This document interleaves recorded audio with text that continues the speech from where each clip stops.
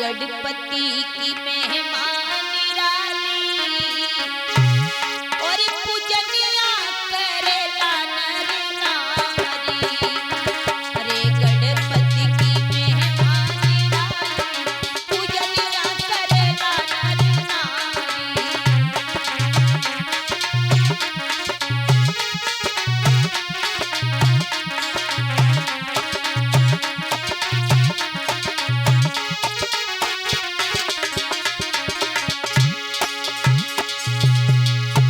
भक्त कहता है क्या, अरे गणपति की महिमा निराली,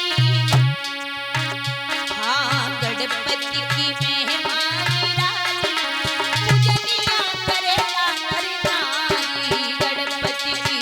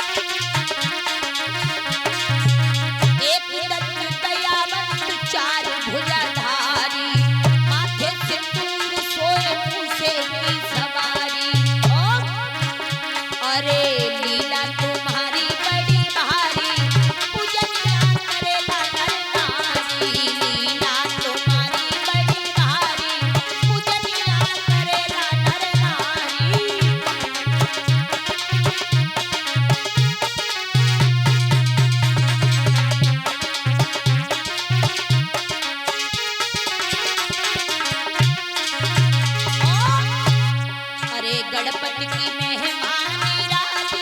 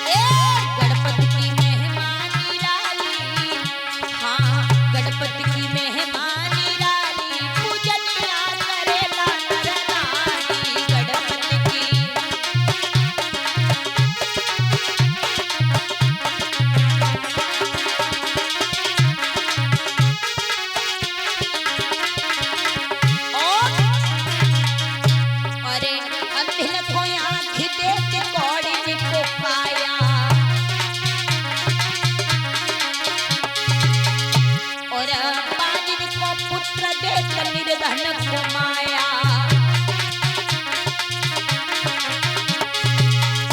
अरे अंधन को आँख देत कोढ़े न काया, मांगने को पुत्र देत निर्धन को माया।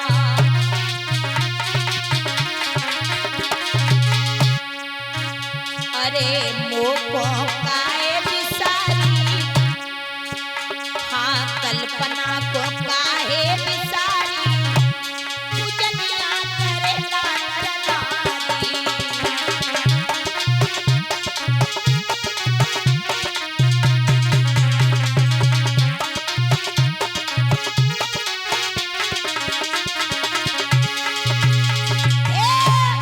गणपति की मेहमान निराली, गणपति की मेहमान निराली, पूजनिया करेला नर नारी। गणपति की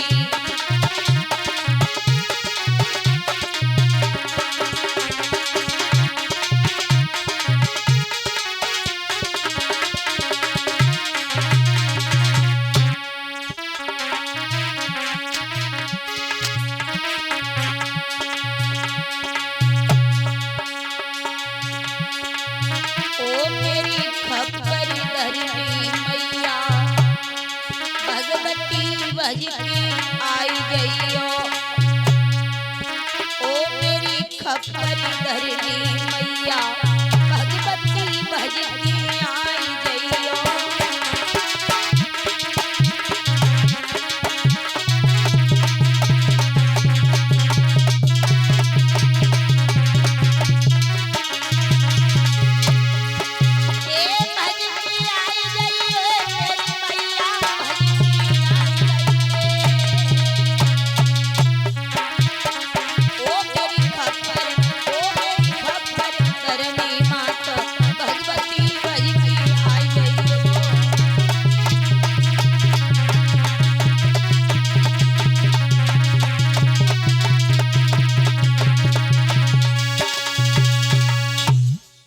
बोलिए सदगुरुदेव भगवान की, सच्चे दरबार की। श्रीमद् भागवत। लड़कपन, जवानी, बुढ़ापा और मौत, ये चार पन्ने हमारे आपके जीवन में। लड़कपन खेल कूद में बीत जाता है, जवानी धन दौलत को कमाने में, बीवी बच्चों को पालने में चली जाती है। तीसरा पन्ना आता बुढ़ापा। बुढ़ापे में तो कुछ होता ही नहीं चला जाता, नहीं बैठा जाता है, नहीं बोला जाता। बुढ़ापे में कुछ नहीं होता। बुढ़ापा जब आता है तो फिर बुरी तरीका से दबा लेता है, छोड़ता नहीं। बुढ़ापे के बाद फिर चौथा नंबर आता है मौत का। मौत जब आती है तो लेके जाती है, छोड़ती नहीं है। मौत जब आती है तो लेकर के जाती है, हमें आपको छोड़ती नहीं है। तो महाराज जाएंगे सब आए हैं, अरे हम और आप तो छोड़ो, भगवान राम भगवान कृष्ण भी धरती पर शरीर लेके नहीं रह पाए, तो हम और आप क्या रह पाएंगे। किराए का मकान कुछ दिन के लिए भगवान ने दे दिया, खाली करना पड़ेगा।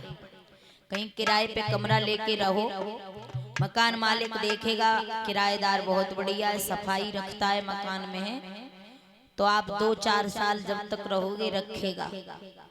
और जब मकान मालिक देखेगा कि किराएदार मकान में गंदगी फैला रहा, कहेगा भैया हमारा हिसाब करो और निकल जाओ। मकान मालिक अपने मकान से निकाल के बाहर कर देगा। तो वही हिसाब हमारे शरीर का है। उस मालिक ने ये शरीर किराए पे दिया है, ये कोई हमारा नहीं है, और इसमें साफ सफाई करना हमारा कर्तव्य बनता है। वो साफ सफाई कैसे होगी? सत्संग रूपी झाड़ू लगाओ, भगवत कथा रूपी झाड़ू लगाओ, संतों की सेवा रूपी झाड़ू लगाओ, तब इस शरीर की सफाई होगी, अन्यथा नहीं होगी। किरा कुत्ता की तरह पड़े हैं, भगवान का नाम नहीं लिया जा रहा। आइए एक सुंदर सा भजन बोलेंगे, उसके बाद फिर आगे कथा में प्रवेश करेंगे। सभी लोग बोले हमारे साथ मिलकर के।